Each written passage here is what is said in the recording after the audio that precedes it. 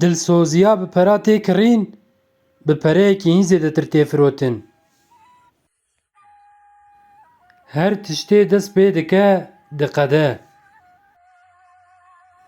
Serweteke mezin, koletiyeke mezin e. Mirin carna ceza, carna xelatek, pirî caran jî lütfek e. Li ser rûyê erdê gelek însanên nelayiqî tîrêjên rojê hene. Lê dîsa jî roj her ro hiltê. Yê pir dixwaze feqîr e, neyê xwediyê hindikî. Tu ji bîr neke canê te, tu efû neke wê canî wî bêşe.